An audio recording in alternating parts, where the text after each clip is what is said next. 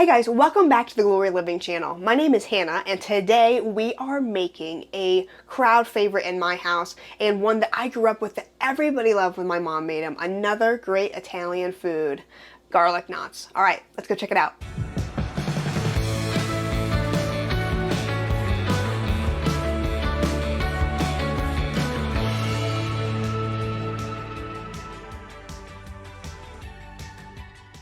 It's a rainy day here in East Tennessee and there is lots of baking and cooking going on in the house, and one of the treats that we are making today is garlic knots. Okay, so if you don't know what a garlic knot is, it's pretty simple, it's pretty straightforward. You create this great and yummy dough and you take them, you roll them and you make them into knots and then you bake it.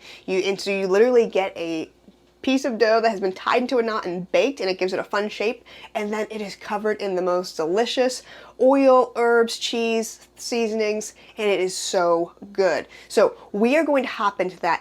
They're absolutely delicious. I'm going to show you how we make them in our house and give you a few tips and tricks for how you can do it in your house. And guys, I am telling you, your family is going to absolutely love these. Okay, so the first step in creating garlic knots is having a good dough. Okay, so this dough is just a basic, what I would say is like a pizza dough. If you can find a good, basic, easy pizza dough, that's one to run with. I'm going to show you the recipe that I'm going to use today, but if you are not into making dough, you really don't like making dough, then you can just buy a dough from the store. Where I grew up in upstate New York, it was very easy to be able to find like a pizza dough in a grocery store that you could buy, like even just frozen, that was still like a really good actual like pizza dough. If you have any pizzerias around you, there are pizzerias around here that sell their dough, and you can just go get a pound of dough. So whatever you're gonna do, you're gonna want a pound of dough. I am going to make my own, but I'm kind of halfway in between cheating here. I have a bread machine and I love it, and I am going to make my dough in there. I am going to make it out of the recipe from this book. This is called More Bread Machine Magic by, it's Linda Rayberg and Lois Conway. So anyways, I have a recipe in here that I am going to follow that I like to use, and it's just a basic pizza dough recipe. So I have mine kind of marked so I can find it. It is very, very simple. Water, flour, salt, yeast, oil. I'm going to share this recipe with you on how to do it, but all I'm going to do is put it into my bread machine, and it's going to take an hour and a half to make. So it's going to knead it, and then it's going to let it prove. So it probably needs it. It might need it for like 20 minutes or somewhere between 10 and 20 minutes it needs it, and then it seems to just let it proof for the rest of the time. Anyways, I'm gonna make 1 pound of this dough in my bread machine, and all that's gonna take, and I'll show you this, all it's gonna take is a cup of water, 2 tablespoons of olive oil, 1 tablespoon of sugar, 1 teaspoon of salt, 3 cups of flour, just all-purpose flour, and 2 teaspoons of active dry yeast. So it's very simple, straightforward dough. This is not gonna prove all day.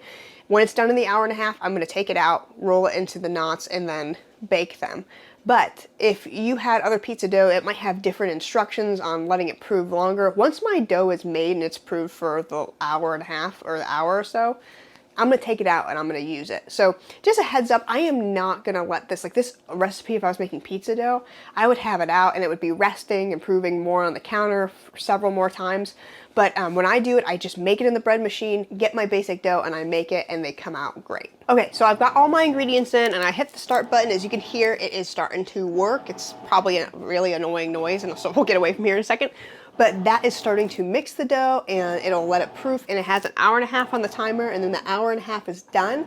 Our dough will be ready, and we will show you how to tie it in knots. For now, let's start getting our dressing covering for the dough ready. Okay, so I waited for our dough to stop kneading because that noise was absolutely terrible. But we are going to do the next phase of the garlic knots, and that is going to be the oil and seasonings that are going to cover it. So I like to let them sit while my dough is finishing up, because I think it helps everything infuse into the oil a little bit more and kind of soak in and get everything mixed in a little bit before I add the dough. So that's just something I like to do. This is my take on the recipe my mom had growing up, and honestly the only reason it is edited is because of things that I just had versus didn't have, as well as an accident that I made last time that I thought was really good. So here we go, we're gonna get into the recipe. Now remember with cooking that it is all in flavor and taste of your tongue, your family, your preferences. There are things you might want to adjust in this, and feel free to experiment and try it, but I'm telling you that if you mix these together, you're going to get a really, really great combo. So this is a great jumping off point, but if you don't like basil as much, or you like a little bit more, or you like less garlic, whatever, you can adjust those things to your family's liking. But for our family, we like a lot of flavor, and so this is really good for us and really, really enjoyable and delicious. So let's get into it, and I'll show you what we're gonna use. Okay, so I just use find a bowl that has a lid on it. That is important. I just use this Tupperware bowl. I have a lid for it, so you can shake and mix the garlic knots once they get in here. So that's important. Get something with a lid. Doesn't have to be like my crazy, bright, fun Tupperware. Just find something with a lid. Okay, so to start off, we're gonna do a half a cup of oil. What type of oil? We are actually today using an organic avocado oil, which is a little bit more mild than like an olive oil, but I just don't have olive oil right now. So olive oil is delicious, it's great. I totally recommend using it, but if you don't, just know, like if you are like me and you have like an avocado oil, that works too. I would not use a canola oil. You do want some type of rich flavor. I love the olive oil with it, but not everybody has that on hand, and sometimes olive oil is just too strong for certain people. So if you have something in between, almost like a pumice oil, that works too, but I use avocado oil or an olive oil, something along those lines is what you want to use. Okay, half a cup of the oil. Okay, then we are also going to put in Parmesan cheese, and I'm going to do 1/8 of a cup of that. Okay, next I am going to put in 1 tablespoon, a full tablespoon of basil. I know it sounds like a lot, but I really like it. So 1 teaspoon of oregano, not a tablespoon, but a teaspoon of oregano.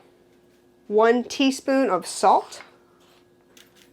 And last but not least, our garlic, and I'm gonna put 3 or 4 cloves of minced garlic. Once again, if that's too much for you, you can bring that down a little bit, but I'm gonna put in about 3 to 4 cloves, probably around 3 cloves of garlic in here. And mine is actually minced and frozen, so I'm gonna put it in the oil and it'll thaw out in the oil while our dough finishes up. Okay, so we have got our dough. It has come out of the bread machine, and we are gonna prepare it for the oven. So I have my oven set at 350 degrees. These will go in for about 13 minutes, until you get maybe that a little bit of a golden brown starting to come in on them. Okay, so what we do is we're gonna cut a little piece of the dough. I get a nice little paring knife, nice and sharp, to cut through the dough. I make sure there's a good amount of flour so that the dough won't stick to my hands. And I'm going to roll it out. Okay, so how much do you want to roll out?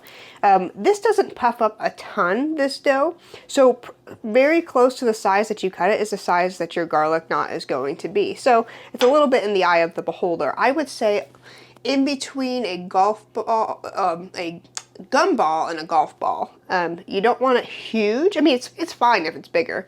You don't want them necessarily too tiny. So I think a little bit bigger than a gumball, a little bit smaller than a golf ball is probably the size you want. You cut that, and you're gonna roll your dough into like a snake-like shape, okay? So you have it like a little snake. What I'm gonna do is I put my 2 fingers next to each other like this. I wrap it around, okay?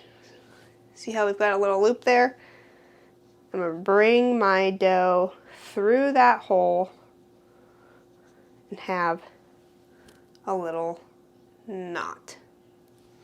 I do not even grease my air bake sheets. They do not need it. If you have like a really old baking sheet, you might need to do that, but I have not needed to grease mine.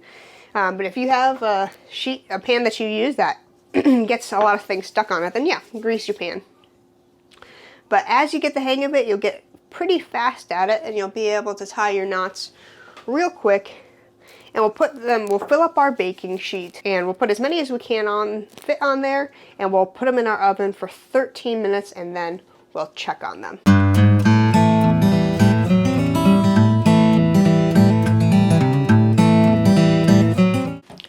Okay, so we've got our garlic knots in the oven. I'm gonna start them at 13 minutes in the oven at 350 degrees. We're gonna bake those off. We're gonna get rolling on our other knots onto the pan so we can get those in and get those into our oil and seasoning mix. So it's gonna be delicious. Super excited to eat some of these and to snack on some of these on a nice Saturday afternoon. It'll be so delicious. Guys, you are gonna love these. I cannot wait to show you the finished product. Another note I wanna make is that if you find yourself unable to tie the dough into a knot and it's just too hard for you, do not be feeling like you're gypping your family by just rolling them in a ball.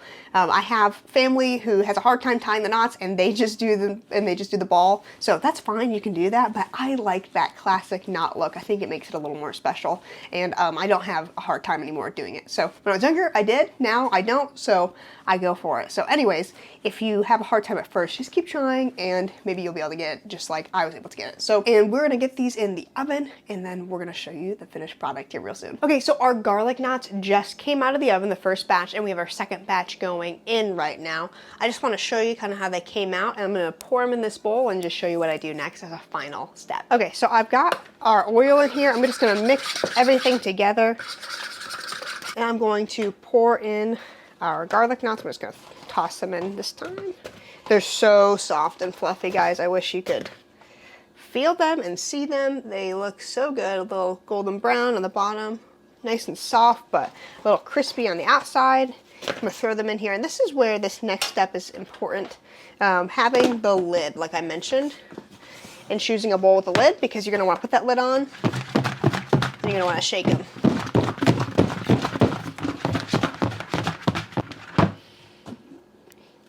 You're gonna do that so you get a nice even coat all over the dough. We'll get a good angle and a good color on those so you can see them in a second. Okay guys, so just so you can see these, they are beautiful, and they came out of the oven and they're just so warm, so soft. Let me see if I can show you here. When you rip these open, just absolutely fluffy on the inside, a great texture of the dough.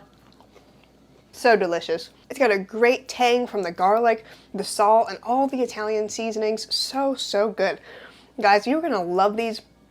They go great with any Italian meal and really just a side to any dinner. Something great to bring to a potluck. They're so simple, so delicious. And guys, they're gonna be a favorite in your house and with your friends and your family when you're bringing them to parties. So this is definitely something you're gonna wanna try. Really easy. Remember, you can use any basic pizza dough that you have, and you can experiment with those because I know some are better than others. They're not all created equal. But this one that I had out of the book that I showed you, it's a really basic pizza dough. It's really good, really simple, really easy, and I like to use it, and it works really well here. But if you had another dough, or like I said, if you could find a dough even from the store or from a pizzeria, and you wanted to make this a really fast appetizer, you could definitely do that. So guys, give these a try. They are absolutely delicious. You will not regret it. Thank you for watching this video. If you have not already, please subscribe to the channel. And as always, please share and like this video with your friends and your family. It is the best way to support us in what we do here and making this content for you. Thank you guys so much, and until next time, we'll see you soon.